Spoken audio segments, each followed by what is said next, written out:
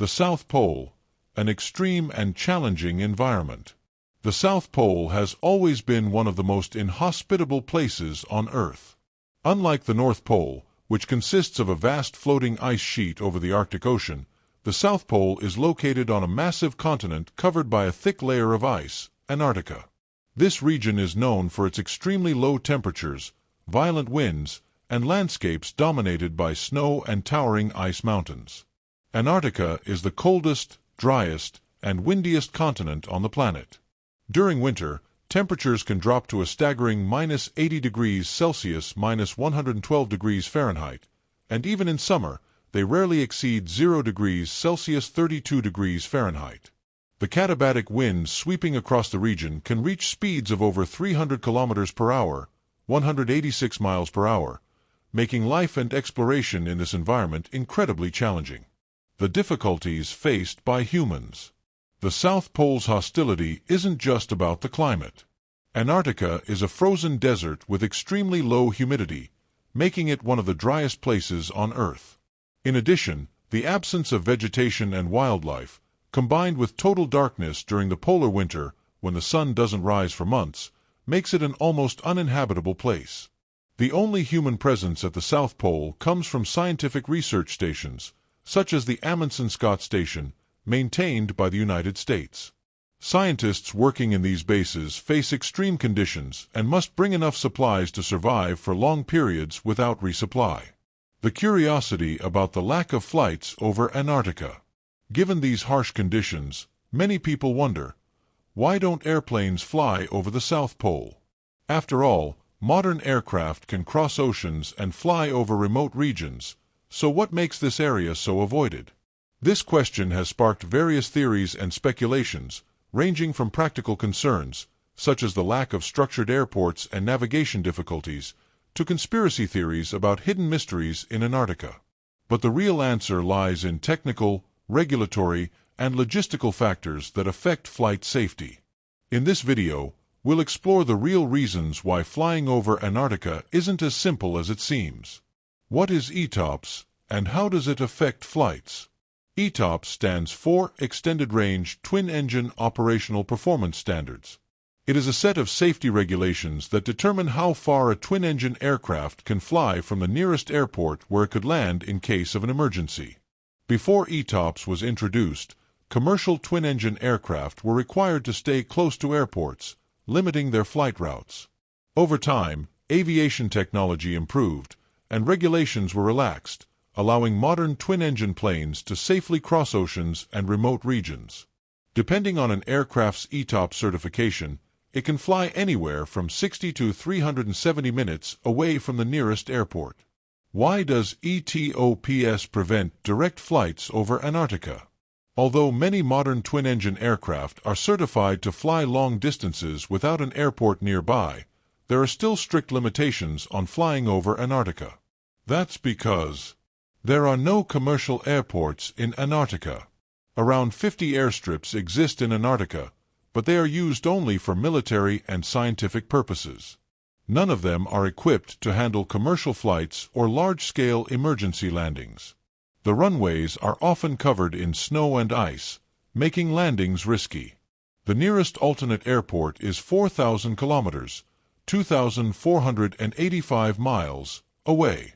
The closest commercial airport is in Ushuaia, Argentina, which is still an enormous distance away.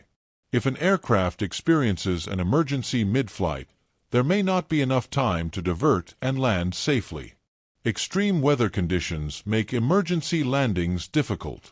Antarctica's climate is highly unpredictable, with strong winds and extremely low temperatures. In the event of a mechanical failure, finding a safe place to land would be nearly impossible. Equipment and navigation systems may fail. Antarctica has few radio stations and radar facilities, making communication with aircraft difficult. The South Pole's magnetic field can interfere with navigation systems, making piloting more complex. Why do four-engine aircraft also avoid the South Pole? Although ETOPS rules apply only to twin-engine aircraft, four-engine planes like the Boeing 747 and Airbus A380 also avoid flying over Antarctica. This is because commercial flights rarely follow routes that require passing over the South Pole. Extreme turbulence and high winds can make the journey uncomfortable and hazardous. Intense cold can affect critical aircraft systems, including fuel and external sensors.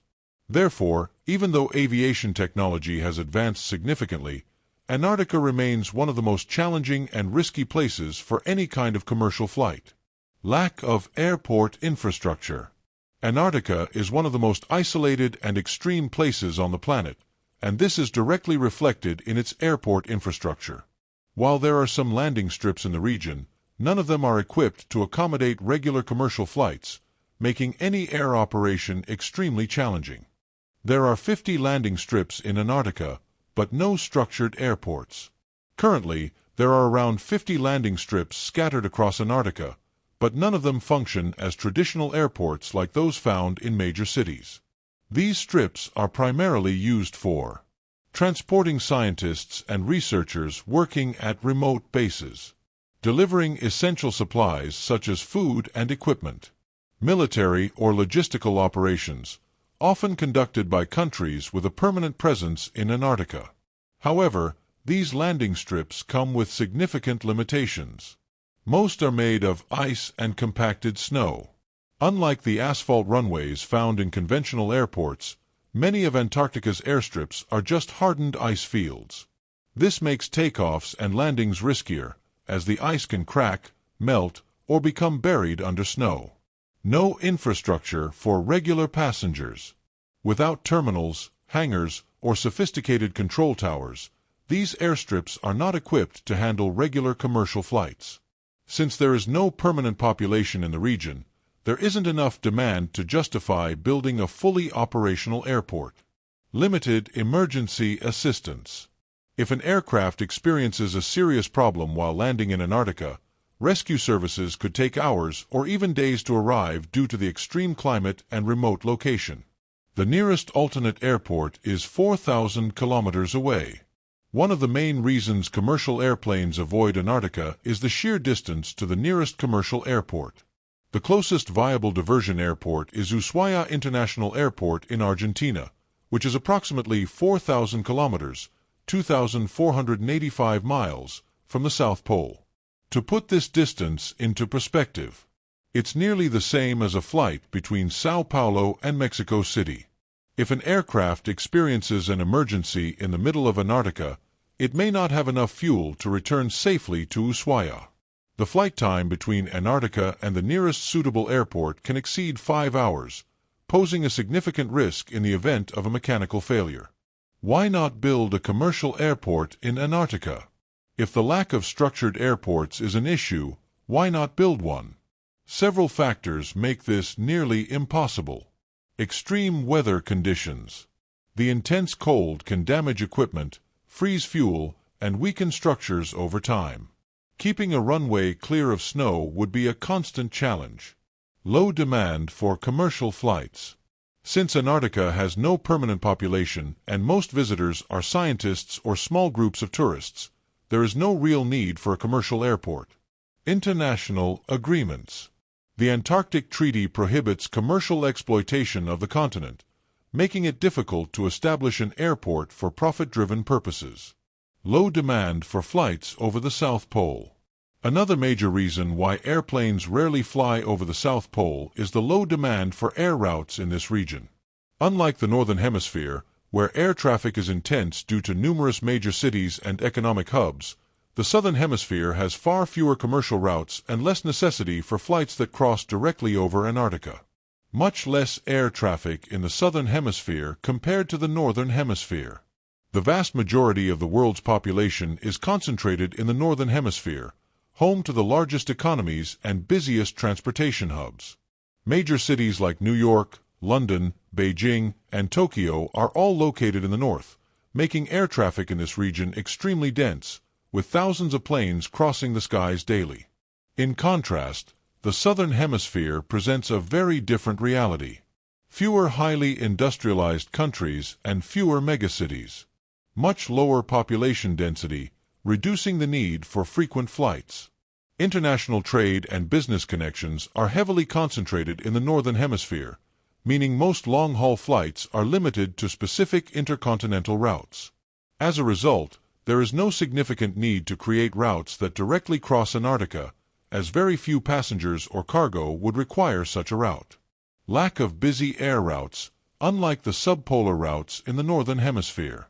In the Northern Hemisphere, many air routes cross the Arctic Circle because this is the fastest way to connect cities in North America with Asia and Europe. These routes are called subpolar routes and are widely used because they help reduce flight time and fuel consumption. Some of the major routes that pass through the Arctic include Los Angeles, Beijing, New York, Tokyo, London, Vancouver. However, in the Southern Hemisphere, there is no equivalent to these subpolar routes.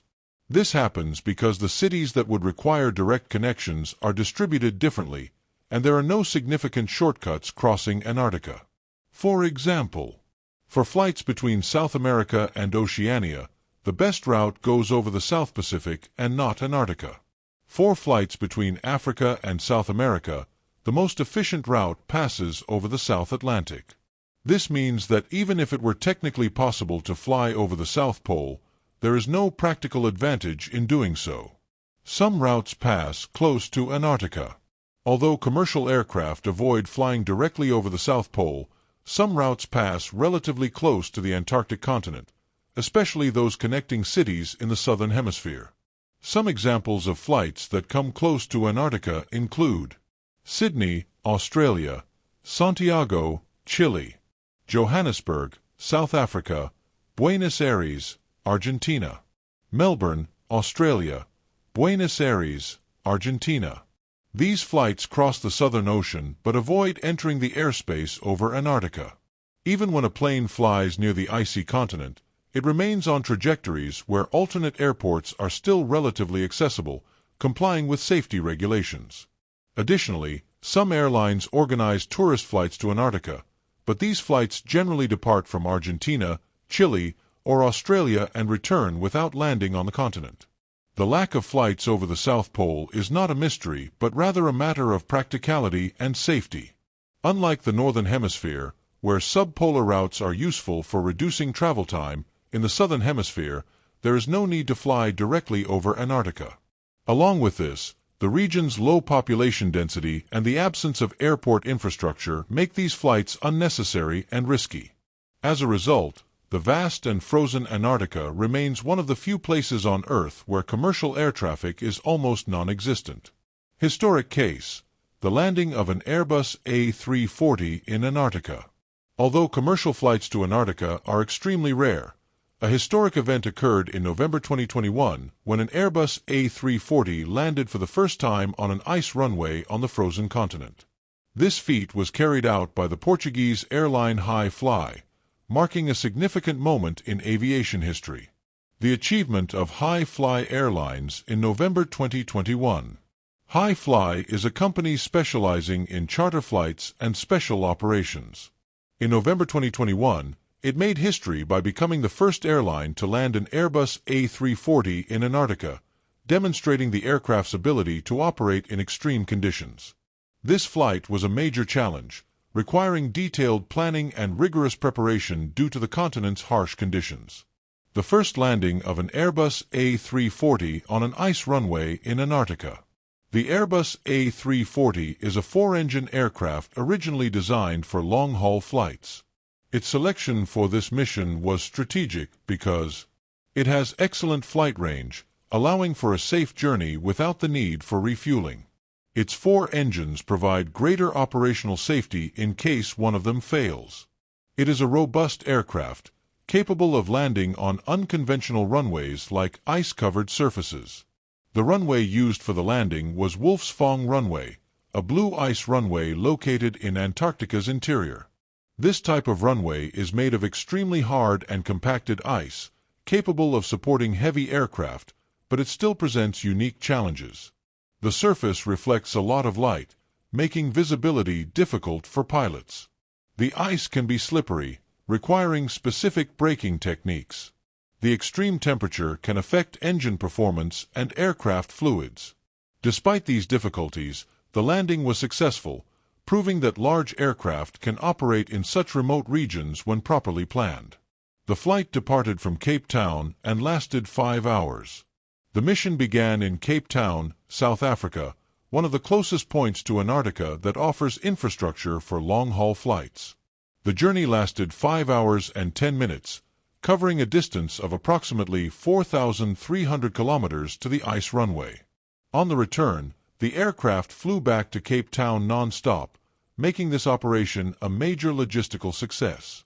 Passengers and equipment for scientists and tourists.